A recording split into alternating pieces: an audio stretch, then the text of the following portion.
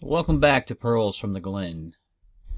I'm going to get something out regarding Trump and the Iowa caucuses. So I'm going to play a little video to track what was going on with this the election process. So we're going to see what happened in the Iowa caucuses. We, as in me and my brother, were supposed to go last weekend to see him in Sioux City, but the weather was not cooperative, so they ended up canceling that rally.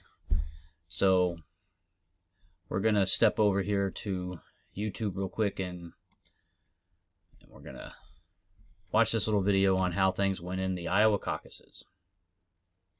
This is the final battle.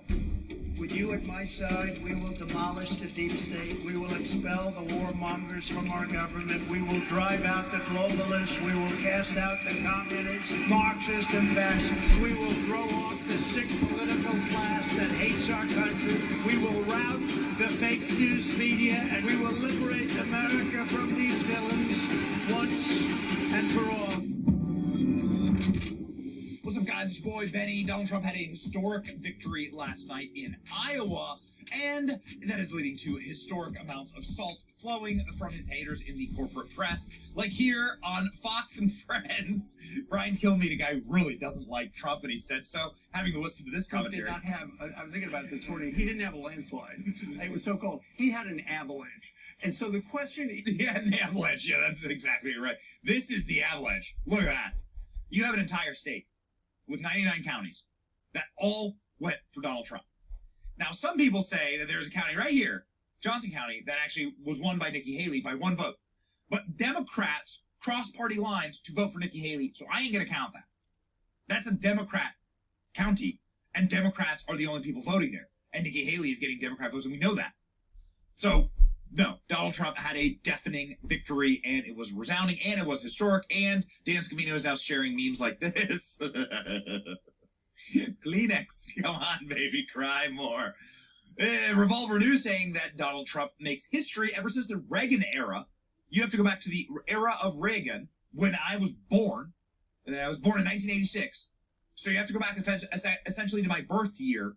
I'm 37 years old, to find a victory that was even close to as lopsided as the one that Donald Trump delivered last night. 1988, in fact, Bob Dole winning the Iowa caucuses right here. 1988 by 37%, but Donald Trump won by 51%. No one in a contested race, right, with more than one person running, because there are sometimes the incumbent president runs uncontested. No one has ever won in a contested race over 50% in Iowa caucus history. So there you go. Oh, this is historic. And actually, in 2016, the last time that there was a contested race, Donald Trump came in second, interestingly enough, to Ted Cruz right there. I'd kind of forgotten about that, but that's wild. President Trump didn't just participate in the 2024 Iowa caucus, he made history. For months, we've been hearing about the propaganda. The media was supposed to be a contest for the GOP, and that Ron DeSantis would win, or whatever, or Nikki Haley would win. Trump was leaps and bounds ahead, leaving no chance for anyone else. They called the race like 10 seconds in to the race, ladies and gentlemen. Also, of course, Vivek Ramaswamy dropping out of the race and fully endorsing Donald Trump after the results. Donald Trump now posting a nice message about Vivek. Thank you, Vivek. Great honor. Also, want to take a note on what he's saying here about Vivek and Ron DeSantis and Nikki Haley.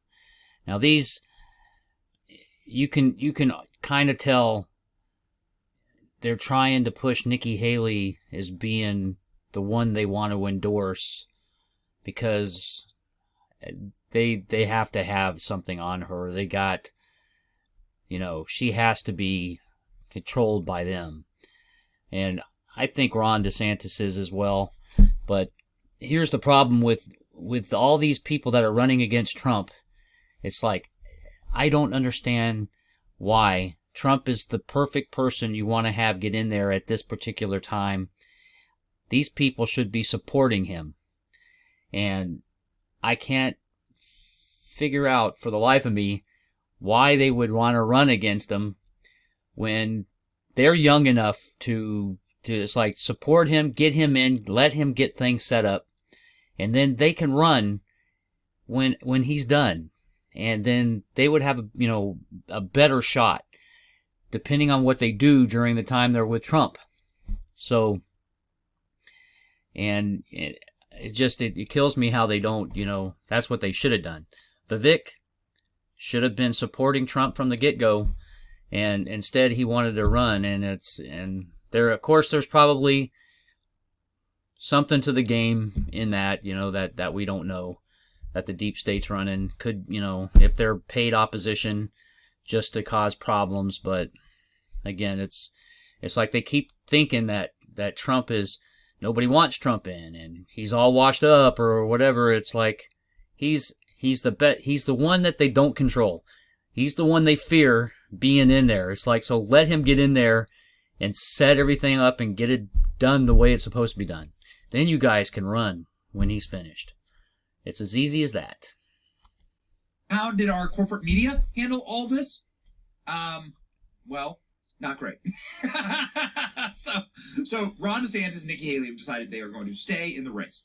Now, even the old salts on Fox News are saying, you are delusional. Highfalutin with all the rhetoric about the Civil War and earlier presidents and the beaches in Normandy and all the rest of it for a guy who got 20% after betting the whole campaign on the Iowa kind of highfalutin for a guy who got 20% in the Iowa Caucus.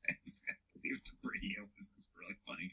Over on the other networks, they cut Donald Trump's speech, his victory speech. Donald Trump had a great victory speech. He had a victory speech where he called for unity in the party. This is what he said. So nice if we could come together and straighten out the world and straighten out the problems and straighten out all of the death and destruction that we're witnessing. That's practically never been like this. It's just so important, and I want to make that a very big part of our message. We're going to come together. Thank you, everybody. We're going to come together, Donald Trump says. It's going to be beautiful, and we're going to have unity in our nation. CNN couldn't have any rhetoric like that. You can't have rhetoric where Americans come together and live in peace. Where would CNN get their ratings? Americans must burn down each other's cities and believe hoaxes. That's the America that CNN wants. So CNN cut the feed. We're going to seal up the border. Because right now we have an invasion. We have an invasion of millions and millions of people that are from our country. I can't imagine why they think that's a good thing. Donald Trump declaring victory with a historically strong showing in the Iowa caucuses. If these numbers hold, the biggest victory for a non-incumbent president in the modern era for this contest. A relatively subdued speech as these things go so far, although here he is right now under my voice. You hear him repeating his anti-immigrant rhetoric. He did take time to praise his rivals, Haley and DeSantis and Ramaswamy by name. As you can see, this CNN anchor guy, he's what a moron. Okay, it's like they want to keep pushing. Trump's always, when he says something, it's rhetoric. He's got some rhetoric out there, the anti-immigrant. It's like, I just can't figure how people don't realize that open borders it's the epitome of trafficking,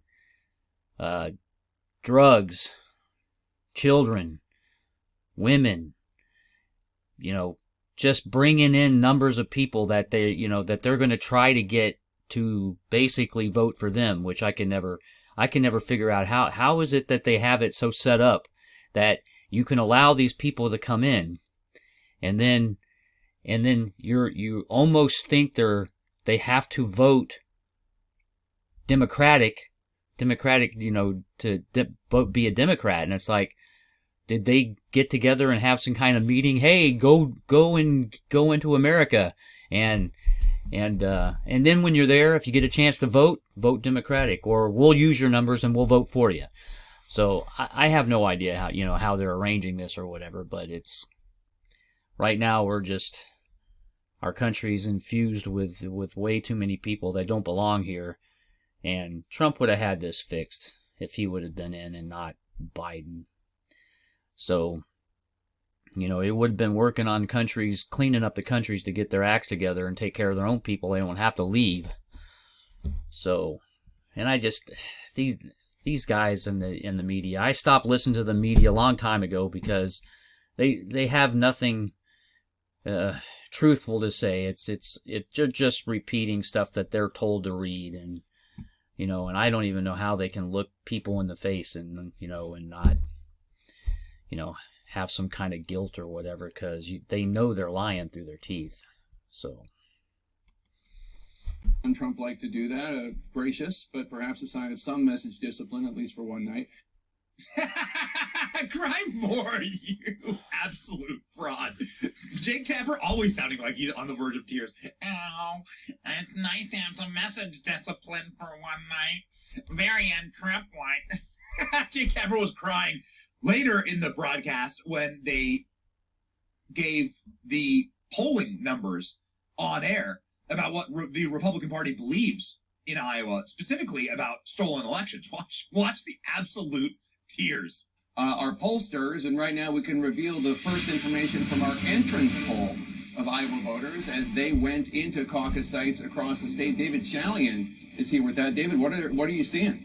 Well, Jake, we are sort of trying to take stock of what does this electorate look like in Iowa tonight. Now, these are early entrance poll results. These are people who arrived at the caucus site early. These numbers will change throughout the night as we do more interviews. But look at this. We asked folks, are you part of the MAGA movement?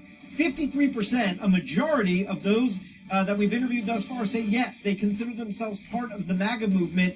41% say no, they're not. We also asked folks, do you think Joe Biden legitimately won the 2020 election? 68%, more than two-thirds of those in these early entrance poll results showing up early to the caucus sites. So, there you go. I'm probably one of the 68% that think that Joe did not legitimately win the last election, and the cheating was off the scale crazy, and how the media was able to push the delusion that Trump was Biden was the most popular president ever in American history is beyond me, and how the left or anybody who's for Biden can think that that was legitimate. But anyway, yes, MAGA supporter right here, and Trump all the way. He's the one who's going to finish this, because if he doesn't finish this, America is done.